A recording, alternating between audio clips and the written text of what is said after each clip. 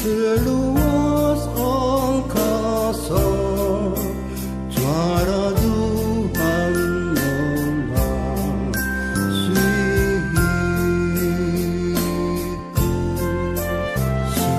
Seharum kembang yang tetap semerbak, cara Tuhan mengasihiku.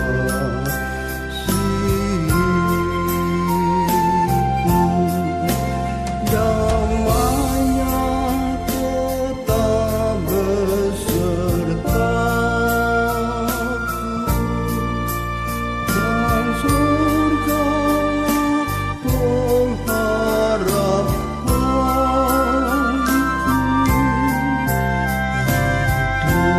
Hidupku tentram, ku nikmati penuh cara Tuhan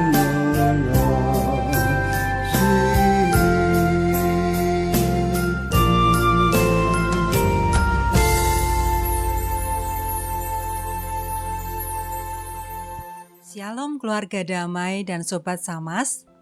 Kita berjumpa kembali dalam Sapaan Damai Sejahtera edisi 20 September 2023. Kita akan bersama merenungkan sebuah tema, kekuatan dalam pujian.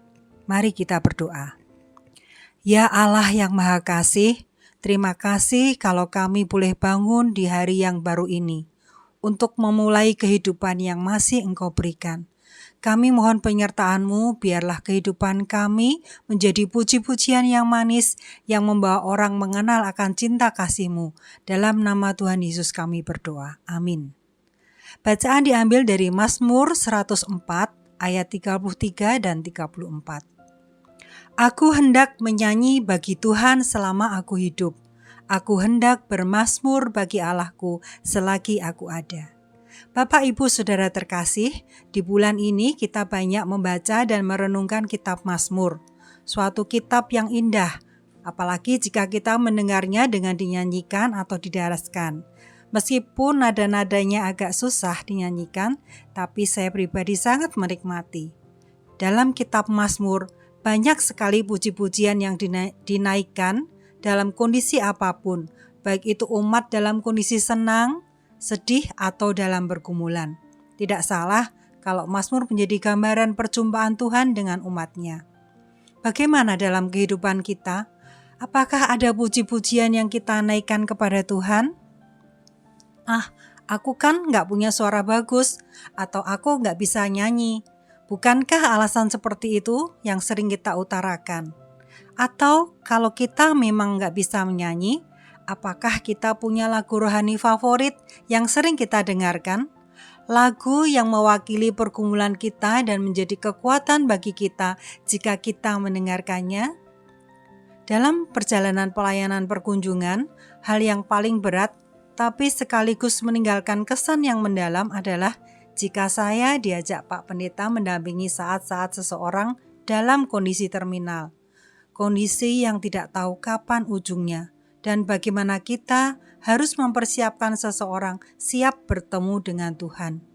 Selain ayat, lagu yang menjadi kesukaan bagi seseorang yang menjelang ajal ini sangat berarti. Saat itu, dia bisa meneteskan air mata mendengar lagu yang kita nyanyikan. Tuhan memberi saya kesempatan mendampingi almarhum Papa di saat-saat terakhirnya. Sungguh suatu momen tak terlupakan dan berharga sekali yang Tuhan berikan. Saat itu Papa sakit dan kondisinya tidak baik. Keputusan yang sulit harus diambil. Jika saya tetap pulang, saya harus siap dengan segala risiko yang ada. Tanggal 10 Juni 2021, saya putuskan pulang ke Ambarawa dan situasinya sangat genting karena angka COVID sedang tinggi-tingginya. Baik itu di Jabar, Jateng maupun Jatim. Tapi dorongan itu sangat kuat, mengalahkan segala ketakutan saya.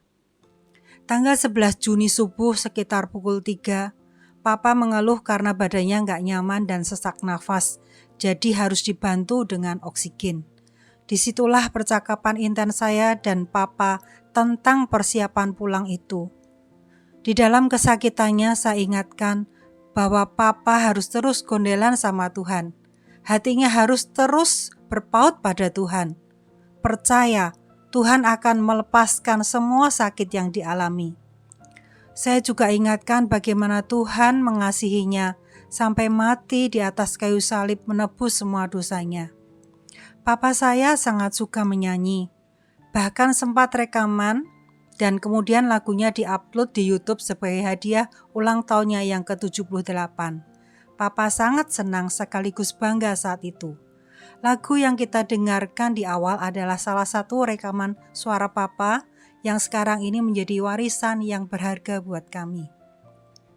Di tengah sakit dan perbincangan subuh itu, ada lagu yang kami nyanyikan bersama. Hidup kita yang benar haruslah mengucap syukur. Saya mengingatkan dalam kondisi apapun, kita harus tetap mengucap syukur. Dan satu lagu lagi berjudul, Ku ingin selalu dekat padamu.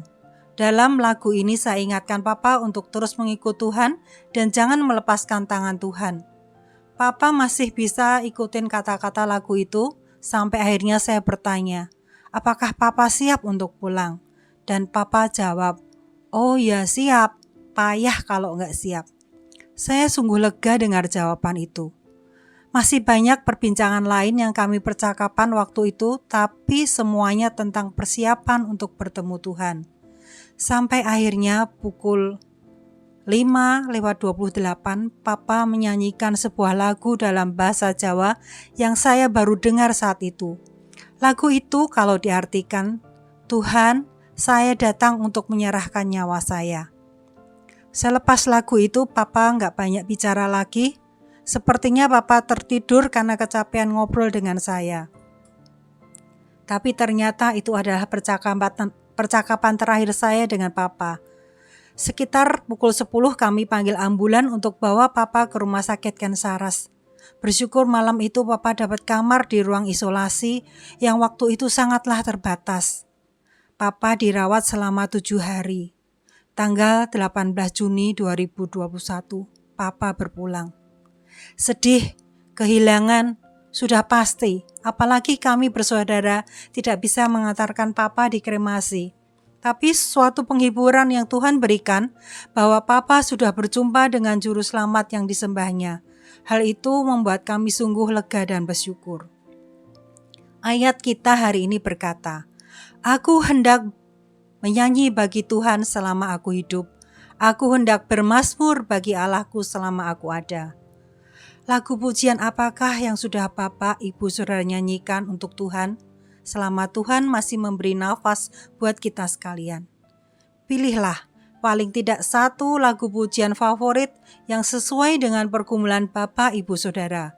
Lagu yang menjadi kekuatan untuk kita tetap melanjutkan hidup ini bersama Tuhan.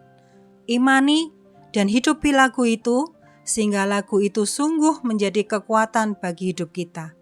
Dan akhirnya, biarlah renunganku manis kedengaran kepadanya. Aku hendak bersuka cita karena Tuhan.